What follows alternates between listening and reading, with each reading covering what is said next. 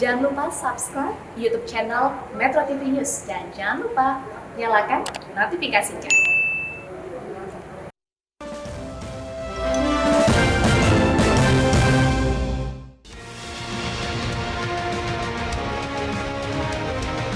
Pemerintah memutuskan untuk melonggarkan kebijakan pemakaian masker.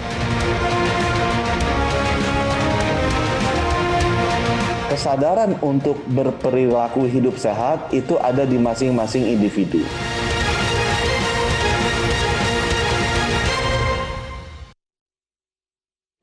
Pemirsa, mulai pekan ini saat di luar ruangan masker tak diwajibkan lagi.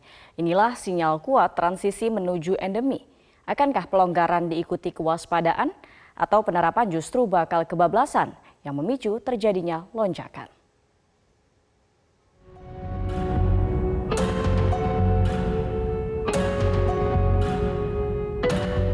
Dua tahun sudah kita hidup di tengah wabah. Berbagai aspek kehidupan dibatasi untuk menekan penyebaran pandemi.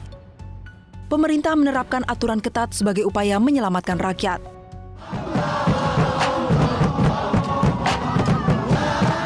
Perayaan Lebaran menjadi ujian kebijakan pelonggaran. Saat mobilitas warga melambung tinggi, akankah lonjakan kasus mengikuti? Pengalaman menunjukkan lonjakan kasus pasca libur panjang merupakan keniscayaan. Kondisi masyarakat Indonesia kini sudah jauh berbeda dibandingkan pada awal wabah corona. Kerja keras pemerintah mengenjot vaksinasi COVID-19 menghasilkan kekebalan komunal yang cukup merata. Ada 208 juta warga yang menjadi target vaksinasi. Hingga pekan ini jumlah vaksinasi dosis pertama hampir menembus 200 juta, sedangkan vaksinasi dosis kedua mencapai 166 juta, ditambah 43 juta vaksinasi dosis ketiga. Cakupan vaksinasi COVID-19 dosis pertama telah 95%, sedangkan cakupan vaksinasi COVID-19 dosis kedua mencapai 80%, sementara cakupan vaksinasi booster mencapai 20%. Walau potensi lonjakan kasus pasca libur panjang terus diamati, Presiden Jokowi percaya diri melonggarkan aturan masker mulai pekan ini. Dengan memperhatikan kondisi saat ini, di mana penanganan pandemi COVID-19 di Indonesia yang semakin terkendali, maka perlu saya menyampaikan beberapa hal. Yang pertama, pemerintah memutuskan untuk melonggarkan kebijakan pemakaian masker.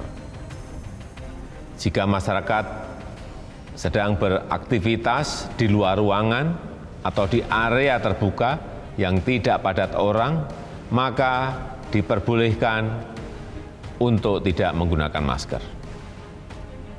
Namun, untuk kegiatan di ruangan tertutup dan transportasi publik tetap harus menggunakan masker.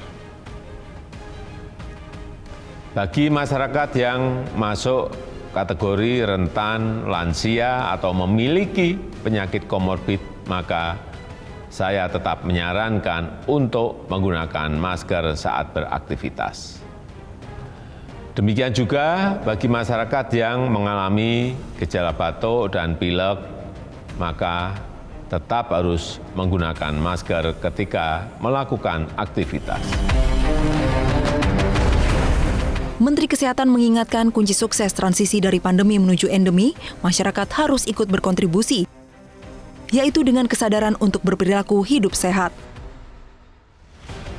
Jadi sekuat apapun negara mencoba mengatur masyarakatnya untuk berperilaku hidup sehat, tetap yang paling baik adalah kesadaran untuk berperilaku hidup sehat itu ada di masing-masing individu.